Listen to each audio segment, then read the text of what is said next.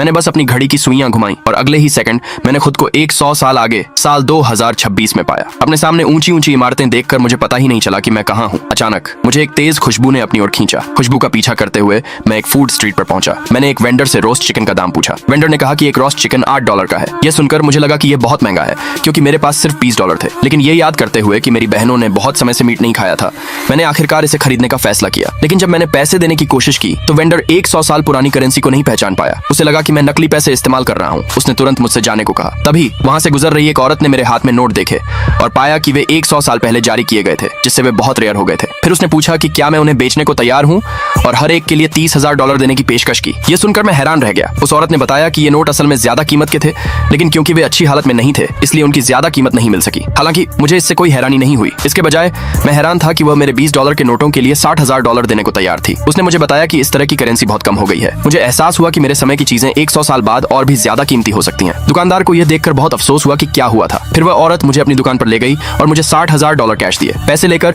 मैं एक किराने की दुकान पर गया और दुकानदार से $3,000 का गेहूं मांगा। मैंने कई नए कपड़े और जूते भी खरीदे। अपनी शॉपिंग खत्म करने के बाद मैं 100 साल पहले के समय में लौट आया, लेकिन मेरी बहनें मुझे वापस देखकर खुश नहीं थीं। उन्होंने मुझे स्कूल से निकालने का एक नोटिस दिखाया, जिसमें लिखा था कि मैं अब स्कूल नहीं जा सकता। मैंने जल्दी से उन्हें यकीन दिलाया कि कोई बात नहीं, अब मैं उन्हें एक बेहतर जिंदगी दे सकता हूँ। फिर मैं गांव के मुखिया से मिलने गया, इस उम्मीद में कि सारे गांव वाले इकट्ठा हो जाएंगे। मैंने अभी अभी खरीदा हुआ गेहूं उन्हें बेचने का प्लान बनाया और बदले में वे अपने घरों से सामान बदल सकते थे। जब मुखिया ने सुना कि मेरे पास खाना है तो उसने तुरंत सबको बुलाया। मैंने अपनी बहनों से गेहूं बांटने में मदद ली। जल्द ही मुझे बदले में कई चीनी मिट्टी के फूलदान मिले। अपनी घड़ी का इस्तेमाल करके मैं 100 साल पीछे चला गया। फिर मैं सीधे उस औरत की दुकान पर गया और उसे वे फूलदान दिखाए जो मैंने गांव वालों से कीमत के लिए लिए थे। वह हैरान रह गई और उसने मुझे बताया कि ये सभी सामान बहुत कीमती हैं और तुरंत उन्हें खरीदने के लिए $5 लाख देने की पेशकश की। लेकिन एक और औरत को भी वे पसंद आ गए और उसने सीधे $1 मिलियन देने की पेशकश की। दूसरे पार्ट के लिए कमेंट में यस लिखे।